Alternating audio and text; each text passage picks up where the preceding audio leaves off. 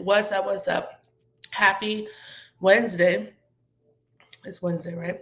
Day 37. We are picking up in Nehemiah today, and we will be ending in Job. Can you believe it? We will be starting Job today. Super stoked about Job. I've learned to appreciate that story. As I've gotten older, I've understood it more. And I'm excited to be re-entering into rereading Job again, and with the understanding and clarity that I've gotten basically from just doing this challenge, man. Like, honestly, you'll be surprised what God reveals to you. And hopefully you guys are able to see and notice the growth from this so far, because God is faithful. He just is, right? We serve a faithful God. So let's go ahead and pray and bring the Lord in. Father God, we just thank you today. We thank you this morning. We thank you, Lord Jesus. We thank you. We thank you. We thank you. We thank you for waking us up. We thank you for breath. We thank you for safety. We thank you for comfort. We thank you that we have a home. We thank you, God, for you. We thank you for your protection, for shielding us. We thank you for the blood of Jesus. We thank you that we know who you are, that we're not in darkness, that we are not living in ignorance, that we are aware of the one and true living God. And we are acquainted with him. And he calls us friend. He calls us daughter. He calls us his children. And we just thank you, Lord. So we declare and decree on today that you are master over everything, every part of our lives. And we invite you in, Holy Spirit, into this moment, into the now, and into the rest of the day for us. Lead and guide us in all things. In Jesus' name, amen. All right, let's go ahead and get started. Let's see. We are picking up in chapter 13, verse 15 of Nehemiah, and we will be ending with Job 7. Now, if I could, let's see, that's not what I want to do.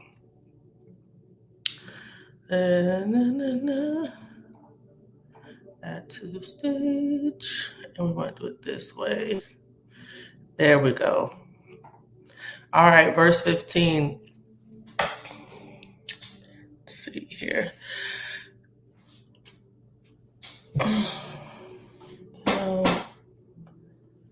Doing all of that. Sorry, y'all, I'm getting TikTok together because they often need to be together. They just be doing its own thing, child. I wonder if I brought it up. Can I bring it up? Whatever. That's good enough. So it'll be in my face a bit, but I really don't care.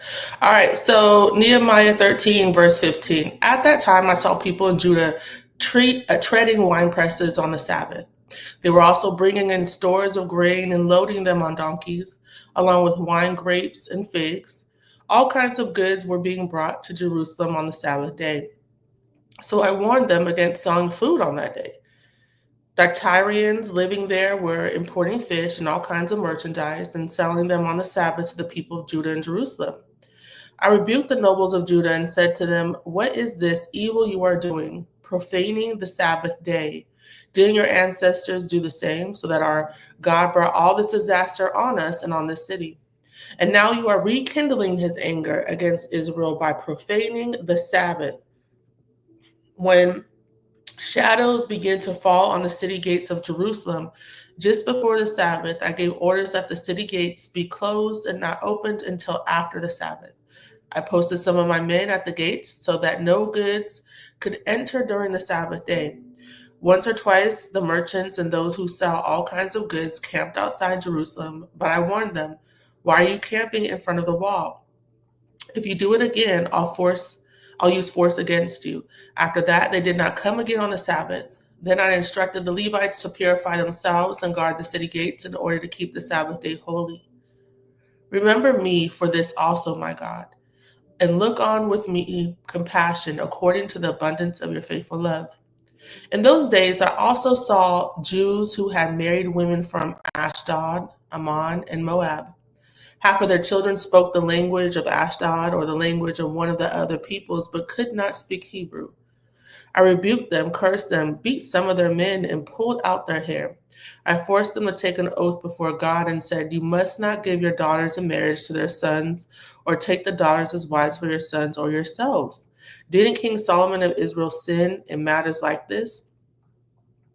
There was not a king like him among many nations. He was loved by his God, and God made him king over all Israel. Yet foreign women drew him into sin.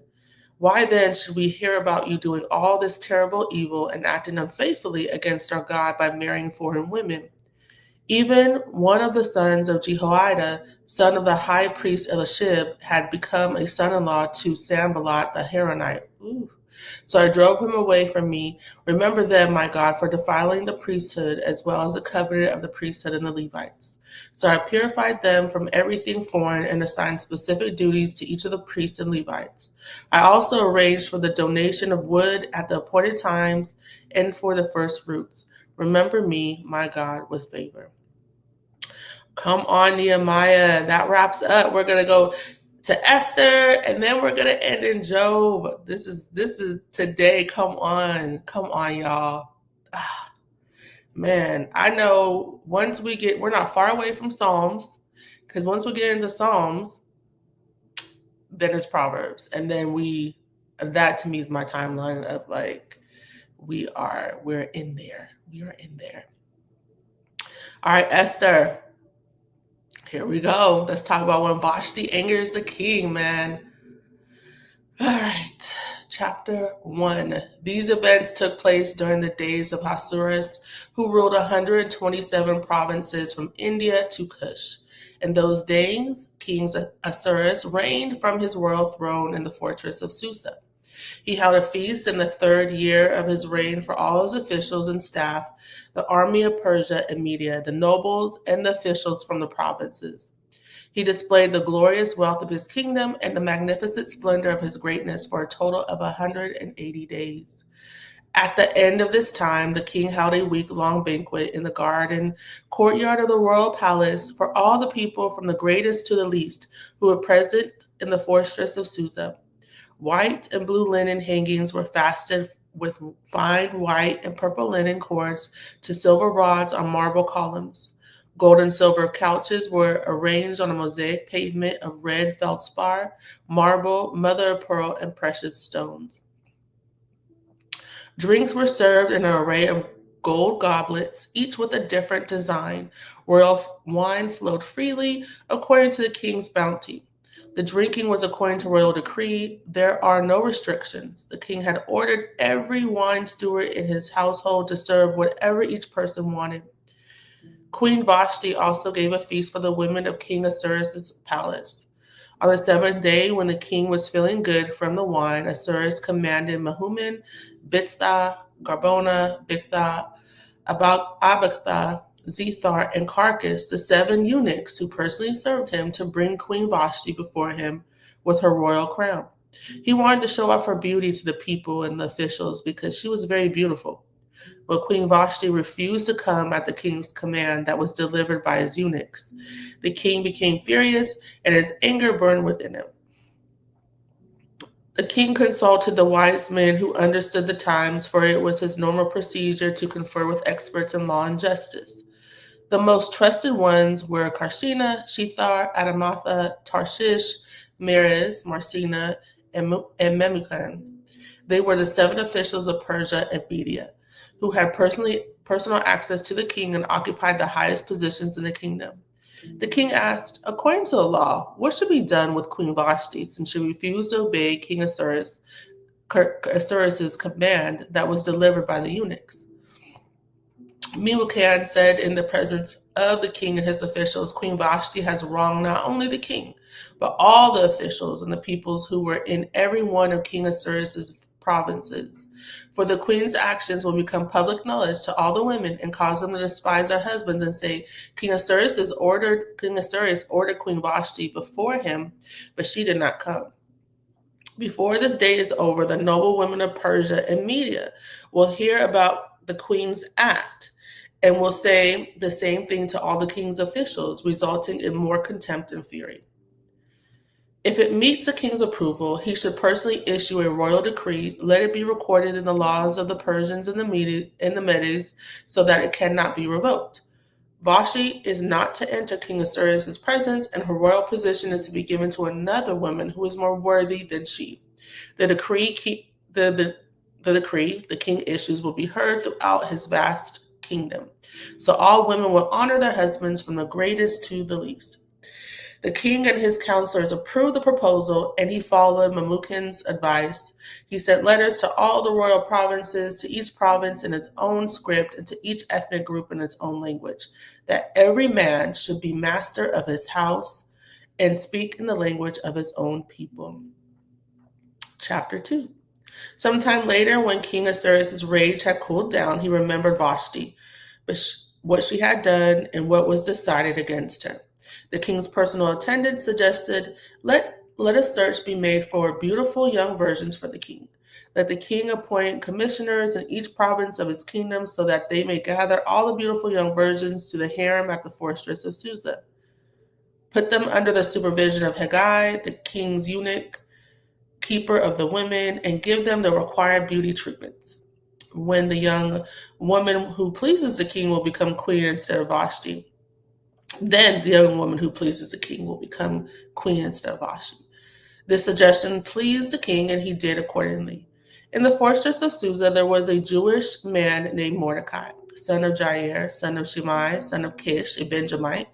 Kish had been taken into exile from Jerusalem with the other captives when King Nebuchadnezzar of Babylon took King Jeconiah of Judah into exile. Mordecai was the legal guardian of his cousin Hadassah, that is Esther, because she had no father or mother. The young woman had a beautiful figure and was extremely good looking. When her father and mother died, Mordecai had adopted her as his own daughter. When the king's command and edict became public knowledge, sorry, y'all.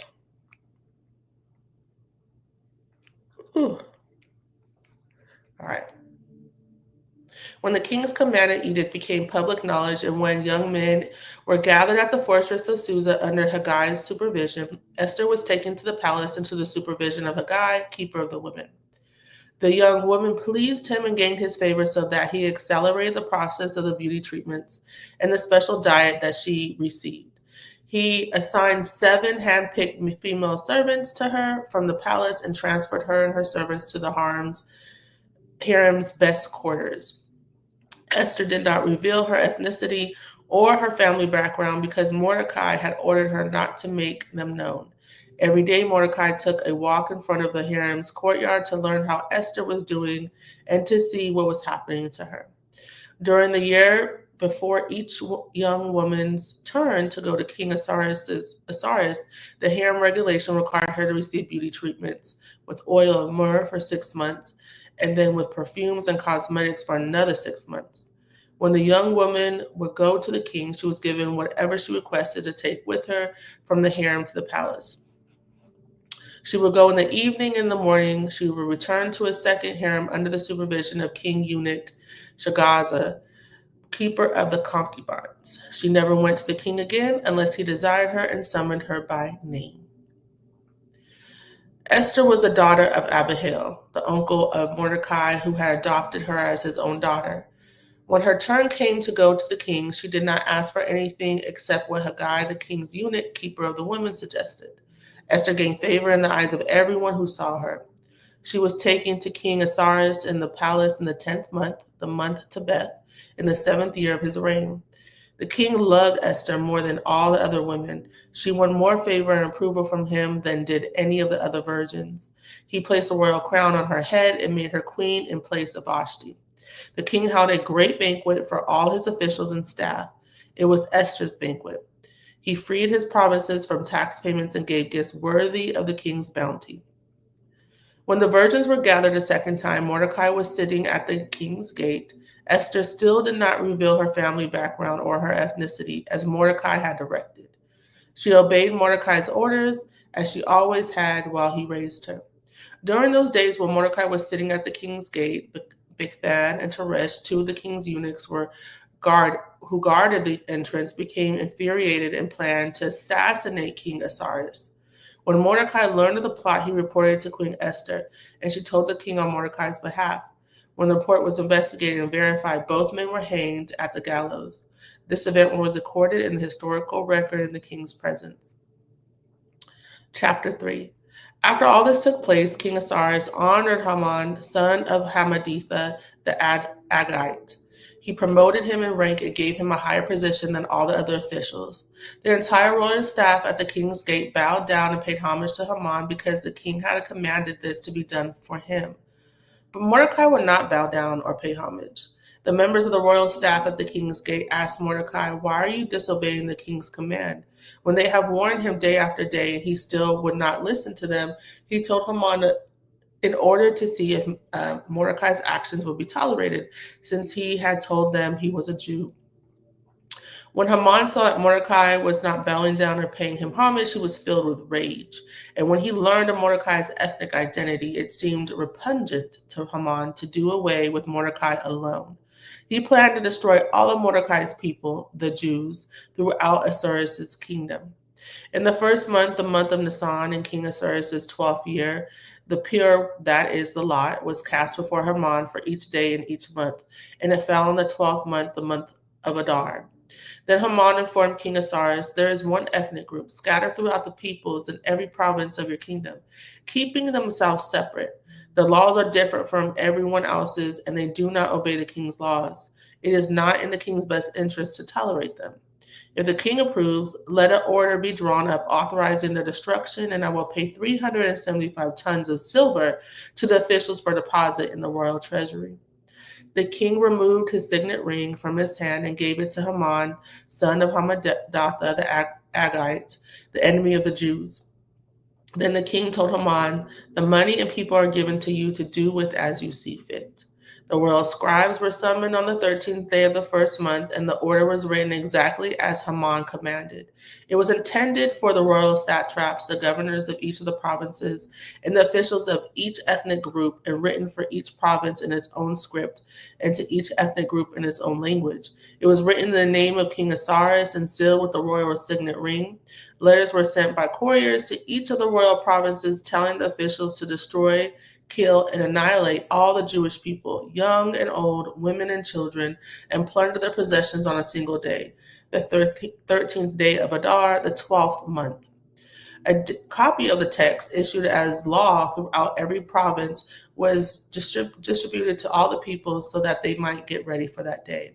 The couriers left, spurred on by royal command, and the law was issued in the fortress of Susa. The king and Haman sat down to drink while the city of Susa was in confusion. Can you imagine, like, out of this blue, this decree comes for you and your people, anyone of your ethnicity, to just be killed? Like, what? That's craziness. Chapter 4. When Mordecai learned all that had occurred, he tore his clothes, put on sackcloth and ashes, went into the middle of the city, and cried loudly and bitterly. He went only as far as the king's gate, since the law prohibited anyone wearing sackcloth from entering the king's gate. There was great mourning among the Jewish people in every province where the king's command and edict reached. They fasted, wept, and lamented, and many lay in sackcloth and ashes. Esther's female servants and her eunuchs came and reported the news to her, and the queen was overcome with fear. She sent clothes for Mordecai to wear so that he would take off his sackcloth, but he did not accept them. Esther summoned Hathach, one of the king's eunuchs who attended her, and dispatched him to Mordecai to learn what he was doing and why.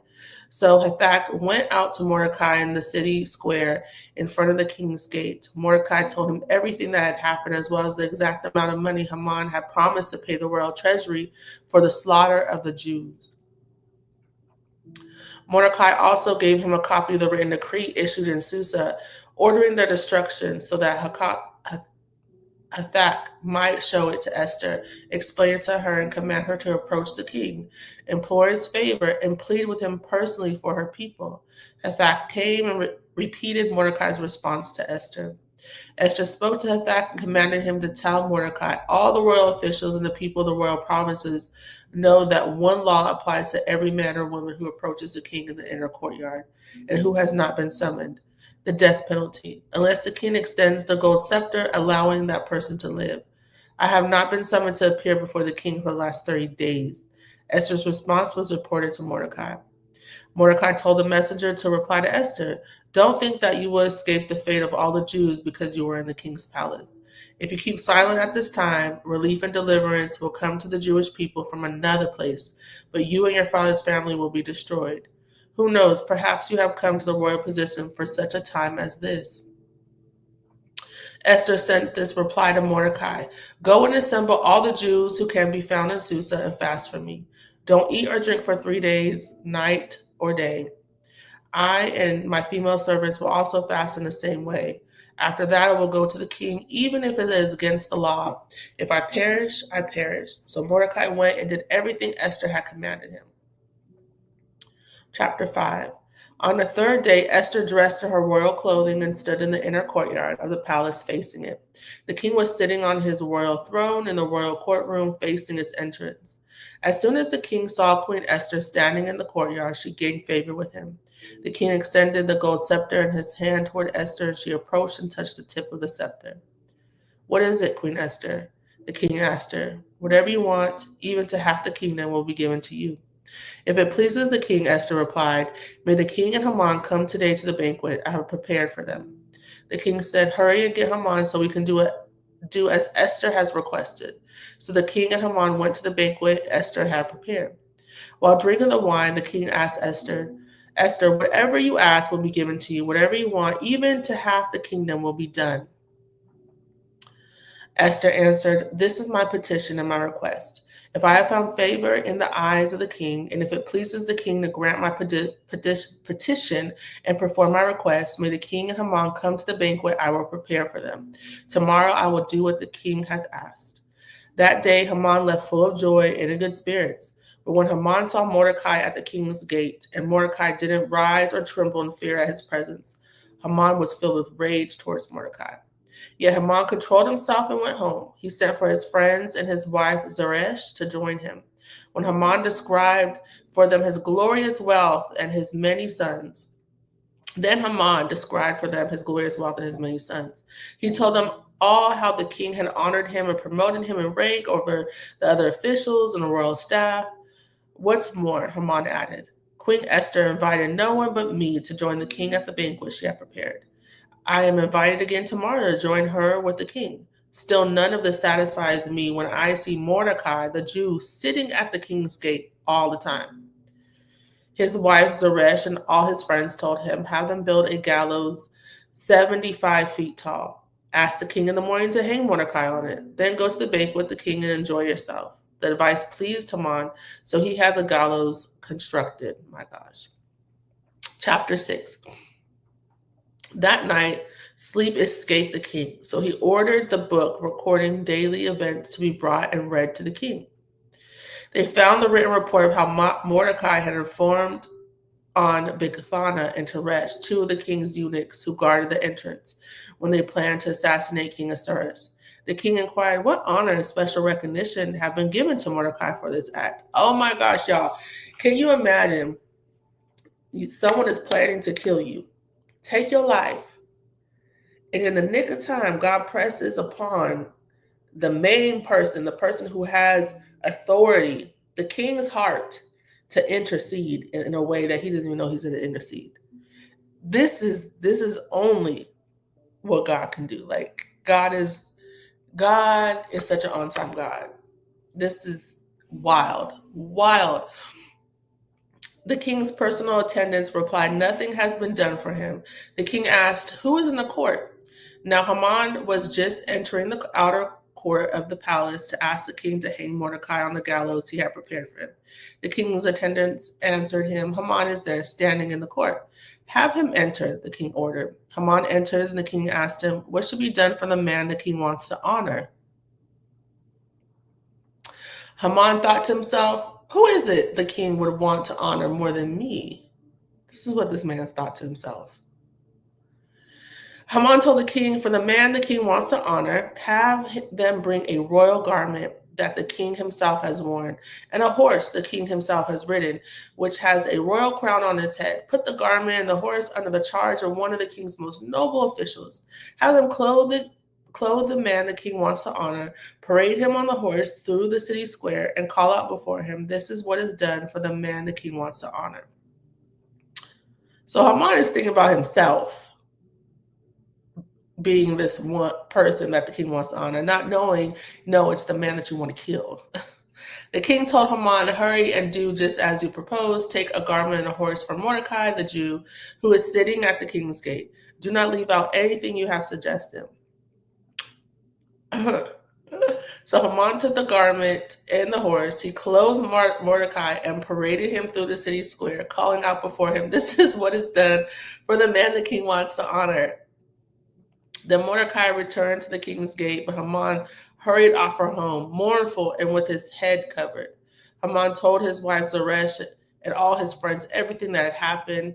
His advisors and his wife Zeresh said to him, since Mordecai is Jewish and you have begun to fall before him, you won't overcome him because your downfall is certain.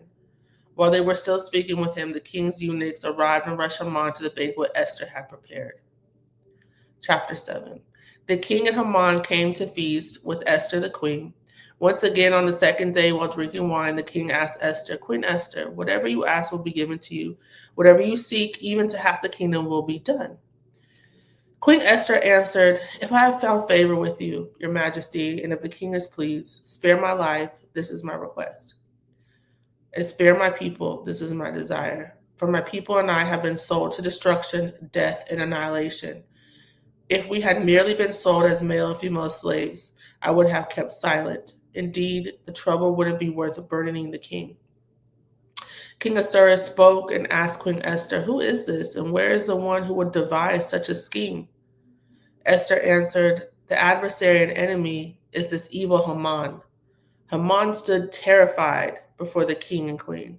The king arose in anger and went from where they were drinking wine to the palace garden. Haman remained to beg Queen Esther for his life because he realized the king was planning something terrible for him.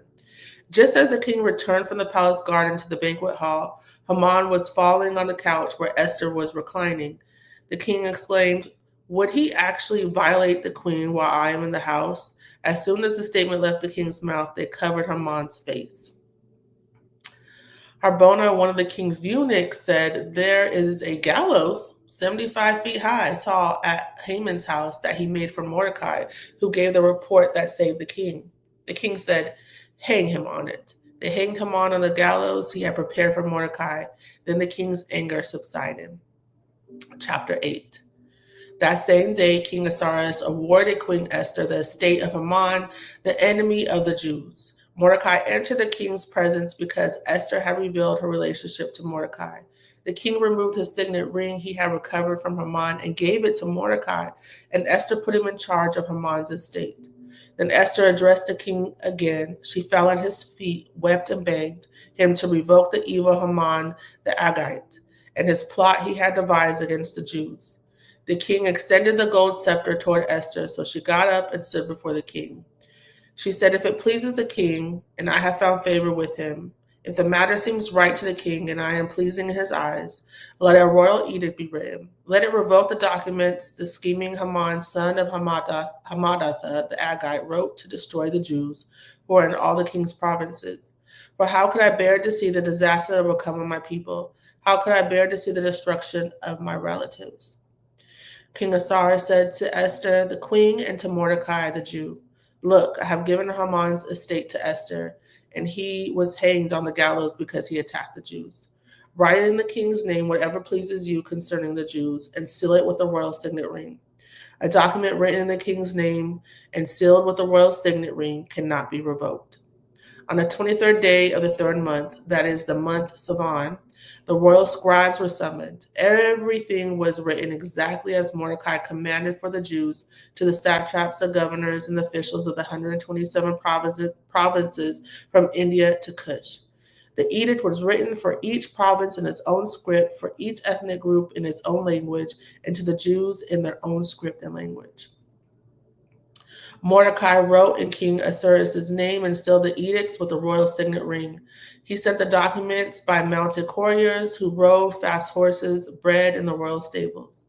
The king's edict gave the Jews in each and every city the right to assemble and defend themselves, to destroy, kill, and annihilate every ethnic and provincial army hostile to them, including women and children, and to take their possessions as spoils of war. This would take place on a single day throughout all the provinces of King Ahasuerus on the 13th day of the 12th month, the month Adar. A copy of the text issued as law throughout each province was distributed to all the peoples, so the Jews would be ready to avenge themselves against their enemies on that day. The couriers rode out in haste on their royal horses as the king's urgent command. The law was also issued in the fortress of Susa. Mordecai went from the king's presence, clothed in royal blue and white, with a great gold crown and a purple robe of fine linen. The city of Susa shouted and rejoiced, and the Jews celebrated with gladness, joy, and honor. In every province and every city where the king's command and edict reached, gladness and joy took place among the Jews. There was a celebration and a holiday, and many of the ethnic groups of the land professed themselves to be Jews because fear of the Jews had overcome them. Chapter 9. The king's command and law went into effect on the 13th day of the 12th month, the month of Adar. On the day when the Jews' enemies had hoped to overpower them, just the opposite happened. The Jews overpowered those who hated them. In each of King Ahasuerus' provinces, the Jews assembled in their cities and attacked those who intended to harm them. Not a single person could withstand them. Fear of them fell on every nationality. All the officials of the provinces, the satraps, the governors, and the royal civil administrators aided the Jews because they feared Mordecai. For Mordecai exercised great power in the palace, and his fame spread throughout the provinces as he became more and more powerful. The Jews put all their enemies to the sword, killing and destroying them. They did what they pleased to those who hated them. In the fortress of Susa, the Jews killed and destroyed 500 men, including Parshadonath, Dalphon, Asaphath, Poratha, Adalia, Aradatha, Parmashta, Arsai, Aridai, and Vizatha. They killed these 10 sons of Haman, son of Hamadatha, the enemy of the Jews. However, they did not seize any plunder. On that day, the number of people killed in the fortress of Susa was reported to the king. The king said to Queen Esther, in the fortress of Susa, the Jews have killed and destroyed 500 men, including Haman's 10 sons. What have they done in the rest of the royal provinces? Whatever you ask will be given to you. Whatever you seek will also be done. Esther answered, if it pleases the king, may the Jews who are in Susa also have tomorrow to carry out today's law. And may the bodies of Haman's 10 sons be hung on the gallows. The king gave the orders for this to be done, so a law was announced in Susa, and they hung the bodies of Haman's 10 sons. The Jews in Susa assembled again on the 14th day of the month of Adar and killed 300 men in Susa, but they did not seize any plunder. The rest of the Jews in the royal provinces assembled, defended themselves, and gained relief from their enemies. They killed 75,000 of those who hated them, but they did not seize any plunder. They fought on the 13th day of the month of Adar and rested on the 14th, and it became a day of feasting and rejoicing. But the Jews in Susa had assembled on the 13th and the 14th days of the month. They rested on the 15th day of the month, and it became a day of feasting and rejoicing.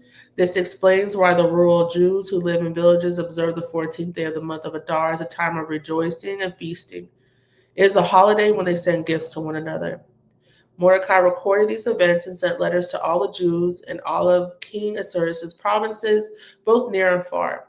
He ordered them to celebrate the 14th and 15th days of the month of Adar every year because during those days the Jews gained relief from their enemies. That was a month when their sorrow was turned into rejoicing and their mourning into a holiday. They were to be days of feasting, rejoicing, and of sending gifts to one another and to the poor. So the Jews agreed to continue the practice they had begun as Mordecai had written them to do. For Haman, son of Hammedatha, the Agagite, the enemy of the Jews, had plotted against the Jews to destroy them. He cast the pur, that is the lot, to crush and destroy them.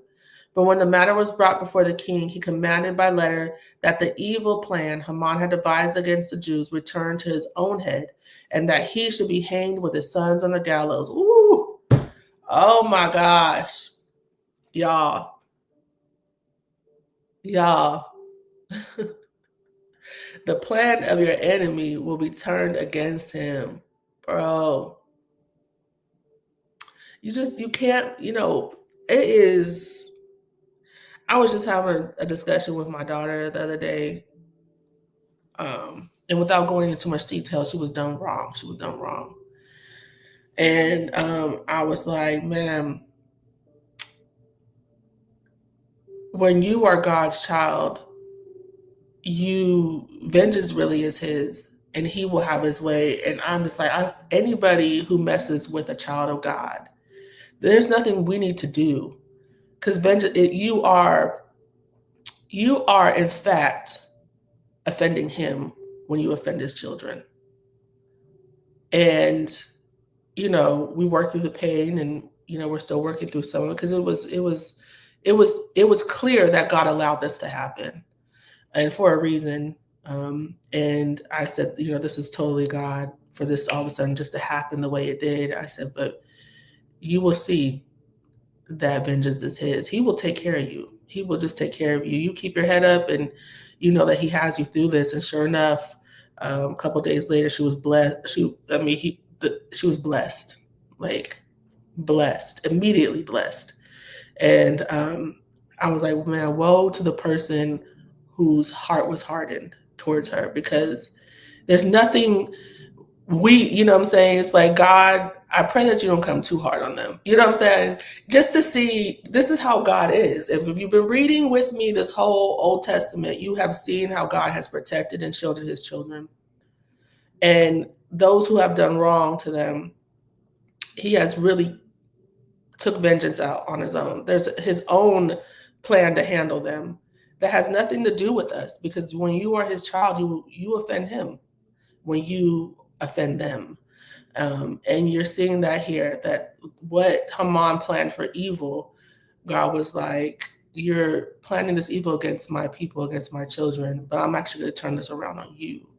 And we got to pray for our enemies. We got to pray for those who wish evil against us, because if you see the pattern of God and you're noticing the pattern of how he works, you know that there is no escaping his protection over us.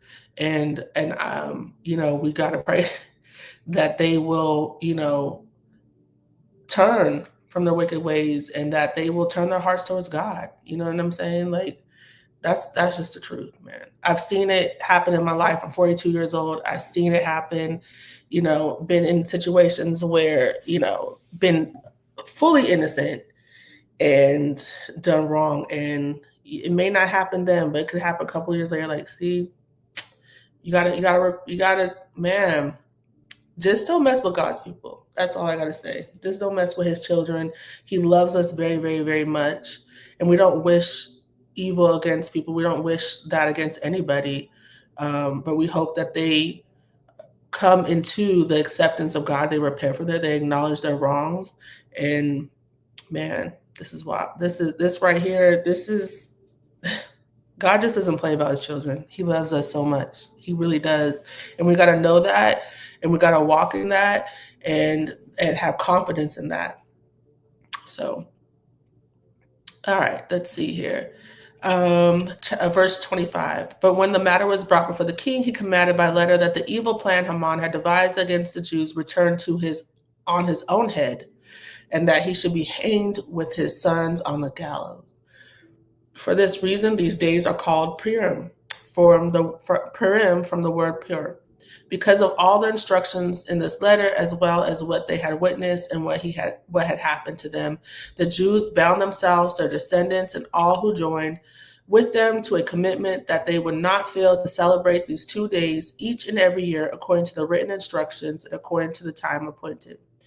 These days are remembered and celebrated by every generation, family, province, and city, so that these days of Purim will not lose their significance in Jewish life, and their memory will not fade from their descendants. Queen Esther, daughter of Abihail, along with Mordecai the Jew, wrote this second letter with full authority to confirm the letter about Purim.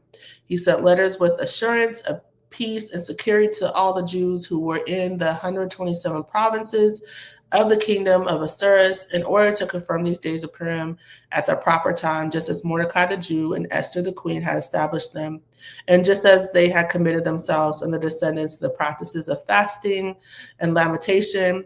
So Esther's command confirmed these customs of Purim, which were then written into the record.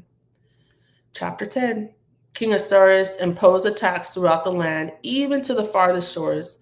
All of his powerful and magnificent accomplishments and the detailed account of Mordecai's great rank with which the king had honored him.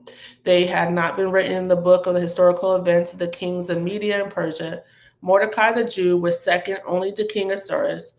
He was famous among the Jews and highly esteemed by many of his relatives. He continued to pursue prosperity for his people and to speak for the well-being of all his descendants. All right, that's a wrap on Esther. Let's start with Job. All right, we're going to Job 7 today, and then we're going to end there. All right, chapter 1. There was a man in the country of Uz named Job. He was a man of complete integrity who feared God and turned away from evil. He had 7 sons and 3 daughters. His estate included 7,000 sheep and goats, 3,000 camels, 500 yoke of oxen, 500 female donkeys, and a very large number of servants. Job was the greatest man among all the people of the East. His sons used to take turns having banquets at their homes. They would send an invitation to their 3 sisters to eat and drink with them. Whenever a round of banqueting was over, Job would send for his children and purify them, rising early in the morning to offer burnt offerings for them. For Job thought, perhaps my children may have sinned, having cursed God in their hearts. This was Job's regular practice. One day the sons of God came to present themselves before the Lord, and Satan also came with them. The Lord asked Satan, "Where have you come from?" "From roaming through the earth," Satan answered him, "and walking around on it." Then the Lord said to Satan, "Have you considered my servant Job? No one else on earth is like him, a man of perfect integrity who fears God and turns away from evil." Satan answered the Lord, "Does Job fear God for nothing? Haven't you placed a hedge around him, his household, and everything he owns? You have blessed the work of his hands, and his possessions have increased in the land. But stretch out your hand and strike everything he owns, and he will surely curse you to your face." "Very well," the Lord told Satan. "Everything he owns is in your power. However, do not lay a hand on Job himself." So Satan left the Lord's presence. One day, when Job's sons and daughters were eating and drinking wine in their oldest brother's house, a messenger came to Job and reported, while the oxen were plowing and the donkeys grazing nearby, the Sabians swooped down and took them. They struck down the servants with the sword, and I alone have escaped to tell you. He was still speaking when another messenger came and reported, God's fire fell from heaven. It burned the sheep and the servants and devoured them, and I alone have escaped to tell you. That messenger was still speaking when yet another came and reported, the Chaldeans formed 3 bands and made a raid on the camels and took them away. They struck down the servants with the sword, and I alone have escaped to tell you. He was still speaking when another messenger came and reported, your sons and daughters were eating and drinking wine in their oldest brother's house. Suddenly, a powerful wind swept in from the desert and struck the 4 corners of the house. It collapsed on the young people so that they died, and I alone have escaped to tell you. Then Job stood up, tore his robe, and shaved his head. He fell to the ground and worshipped, saying, naked I came from my mother's womb, and naked I will leave this life. The Lord gives and the Lord takes away. Blessed be the name of the Lord. Throughout all this, Job did not sin or blame God for anything. Ooh. I mean, would your response be the same? That is the thing. Would your response be the same? I mean, wow. Chapter 2. One day, the sons of God came again to present themselves before the Lord. And Satan also came with them to present himself before the Lord. The Lord asked Satan, "Where have you come from?" "From roaming through the earth," Satan answered him, "and walking around on it." Then the Lord said to Satan, "Have you considered my servant Job? No one else on earth is like him, a man of perfect integrity who fears God and turns away from evil. He still retains his integrity, even though you incited me against him, to destroy him for no good reason." "Skin for skin," Satan answered the Lord. "A man will give up everything he owns in exchange for his life. But stretch out your hand and strike his flesh and bones, and he will surely curse you to your face." "Very well," the Lord told Satan. "He is in your power. Only spare his life." So Satan left the Lord's presence and infected Job with terrible boils from the soles of his feet to the top of his head. Then Job took a piece of broken pottery to scrape himself while he sat among the ashes. His wife said to him, "Are you still holding on to your integrity? Curse God and die." "You speak as a foolish woman speaks," he told her.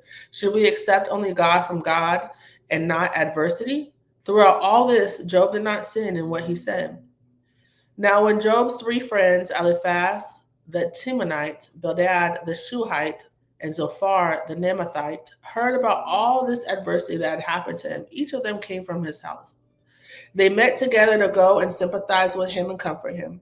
When they looked from a distance, they could barely recognize him. They wept aloud, and each man tore his robe and threw dust into the air and on his head.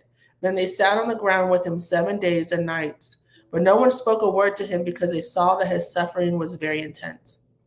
Chapter 3. After this, Job began to speak and cursed the day he was born. He said, "May the day I was born perish, and the night that said, a boy is conceived. If only that day had turned to darkness. May God above not care about it or light shine on it. May darkness and gloom reclaim it and a cloud settle over it. May what darkens the day terrify it. If only darkness had taken that night away, may it not appear among the days of the year or be listed in the calendar. Yes, may that night be barren. May no joyful shout be heard in it. Let those who curse days condemn it, those who are ready to rouse Leviathan. May its morning stars grow dark. May it wait for daylight, but have none. May it not see the breaking of dawn. For that night did not shut the doors of my mother's womb and hide sorrows from my eyes. Why was I not stillborn? Why didn't I die as I came from the womb? Why did the knees receive me? And why were there breasts for me to nurse? Now I would certainly be lying down in peace. I would be asleep. Then I would be at rest with the kings and counselors of the earth who rebuilt ruined cities for themselves, or with princesses who had gold, who filled their houses with silver. Or why was I not hidden like a miscarried child, like infants who never see daylight? There the wicked cease to make trouble, and there the weary find rest. The captives are completely at rest. They do not hear a taskmaster's voice. Both small and great are there, and the slave is set free from his master. Why is light given to one burdened with grief, and life to those whose existence is bitter, who wait for death, but it does not come, and search for it more than for hidden treasure, who are filled with much joy and are glad when they reach the grave? Why is life given to a man whose path is hidden, whom God has hedged in? I sigh when food is put before me, and my groans pour out like water. For the thing I feared has overtaken me, and what I dreaded has happened to me. I cannot relax or be calm. I have no rest for turmoil has come. Chapter 4. Then Eliphaz the Temanite replied, "Should anyone try to speak with you when you are exhausted? Yet who can keep from speaking? Indeed, you have instructed many and have strengthened weak hands. Your words have steadied the one who was stumbling and braced the knees that were buckling. But now that this has happened to you, you have become exhausted. It strikes you and you are dismayed. Isn't your pity your confidence and the integrity of your life your hope? Consider who has perished when he was innocent. Where have the honest been destroyed? In my experience, those who plow injustice and those who sow trouble reap the same. They perish at a single blast from God and come to an end by the breath of his nostrils. The lion may roar and the fierce lion growl, but the teeth of young lions are broken. The strong lion dies if it catches no prey, and the cub of the lioness are scattered. A word was brought to me in secret. My ears caught a whisper of it. Among unsettling thoughts from visions in the night, when deep sleep comes over men, fear and trembling came over me and made all my bones shake. I felt a draft on my face, and the hair of my body stood up. A figure stood there, but I could not recognize his appearance. A form loomed before my eyes. I heard a whispering voice. Can a mortal be righteous before God? Can a man be more pure than his maker? If God puts no trust in his servants and he charges his angels with foolishness, how much more those who dwell in clay houses, whose foundation is in the dust, who are crushed like a moth? They are smashed to pieces from dawn to dusk. They perish forever while no one notices. Are their tent cords not pulled up? They die without wisdom. Chapter 5. Call out. Will anyone answer you? Which of the holy ones will you turn to? For anger kills a fool, and jealousy slays the gullible. I have seen a fool taking root, but I immediately pronounced a curse on his home. His children are far from safety. They are crushed at the city gate with no one to rescue them. The hungry consume his harvest, even taking it out of the thorns. The thirsty pant for his children's wealth. For distress does not grow out of the soil, and trouble does not sprout from the ground. But humans are born for trouble, as surely as sparks fly upward. However, if I were you, I would appeal to God and would present my case to him. He does great and unsearchable things, wonders without number. He gives rain to the earth and sends water to the fields. He sets the lowly on high, and mourners are lifted to safety. He frustrates the schemes of the crafty so that they achieve no success. He traps the wise in their craftiness so that the plans of the deceptive are quickly brought to an end. They encounter darkness by day, and they grope at noon as if it were night. He saves the needy from their sharp words and from the clutches of the powerful. So the poor have hope, and injustice shuts its mouth. See how happy is a person whom God corrects. So do not reject the discipline of the Almighty, for he wounds, but he also bandages. He strikes, but his hand also heals. He will rescue from 6 calamities. No harm will touch you in 7. In famine, he will redeem you from death, and in battle from the power of the sword. You will be safe from slander and not fear destruction when it comes. You will laugh at destruction and hunger and not fear the land's wild creatures. For you will have a covenant with the stones of the field, and the wild animals will be at peace with you. You will know that your tent is secure, and nothing will be missing when you inspect your home. You will also know that your offspring will be many, and your descendants like the grass of the earth. You will approach the grave in full vigor, as stack of sheaves and gathered in its season. We have investigated this, and it is true. Hear it and understand it for yourself. Chapter 6. Then Job answered, if only my grief would be weighed and my devastation placed with it on the scales, for then it would outweigh the sand of the seas. That is why my words are rash. Surely the arrows of the Almighty have pierced me. My spirit drinks their poison. God's terrors are arrayed against me. Does a wild donkey bray over fresh grass, or an ox low over its fodder? Is bland food eaten without salt? Is there flavor in the egg white? I refuse to touch them. They are like contaminated food. If only my request would be granted and God would provide what I hope for, that he would decide to crush me, to unleash his power and cut me off. It would still bring me comfort, and I would leap for joy in unrelenting pain that I have not denied the words of the Holy One. What strength do I have that I should continue to hope? What is my future that I should be patient? Is my strength that of stone, or my flesh made of bronze? Since I cannot help myself, the hope for success has been banished from me. A despairing man should receive loyalty from his friends, even if he abandons the fear of the Almighty. My brothers are treacherous as a wadi, as seasonal streams that overflow and become darkened because of ice, and the snow melts into them. The wadis evaporate in warm weather. They disappear from their channels in hot weather. Caravans turn away from their routes, go up into the desert, and perish. The caravans of Tema look for those streams. The traveling merchant of Sheba hope for them. They are ashamed because they have been confident of finding water.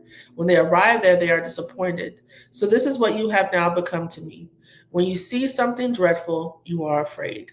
Have I ever said, give me something, or pay a bribe for me from your wealth, or deliver me from the enemy's hand, or redeem me from the hand of the ruthless?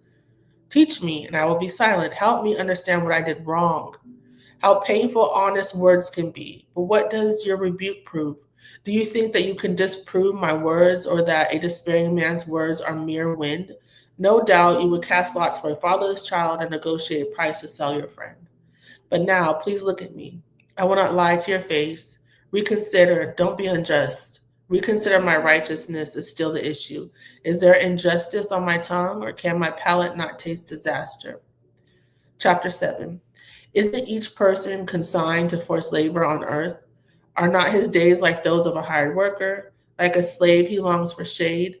Like a hired worker, he waits for his pay. So I have been made to inherit months of futility, and troubled nights have been assigned to me. When I lie down, I think, when will I get up? But the evening drags on endlessly, and I toss and turn until dawn. My flesh is clothed with maggots and encrusted with dirt. My skin forms scabs and then oozes. My days pass more swiftly than a weaver's shuttle. They come to an end without hope. Remember that my life is but a breath. My eye will never again see anything good.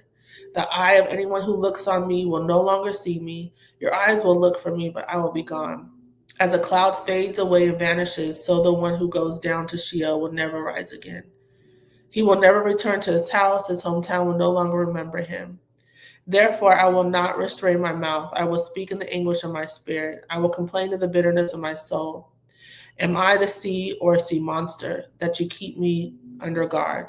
When I say my bed will comfort me and my couch will ease my complaint, then you frighten me with dreams and terrify me with visions, so that I prefer strangling death rather than life in this body. I give up. I will not live forever. Leave me alone, for my days are a breath. What is a mere human that you think so highly of him and pay so much attention to him? You inspect him every morning and put him to the test every moment. Will you ever look away from me, or leave me alone long enough to swallow? If I have sinned, what have I done to you, watcher of humanity? Why have you made me your target, so that I have become a burden to you? Why not forgive my sin and pardon my iniquity? For soon I will lie down in the grave. You will eagerly seek me, but I will be gone. All right, that concludes day 37. We will pick up tomorrow on Job chapter 8. I hope you guys have a blessed day on today, and see you tomorrow. Bye.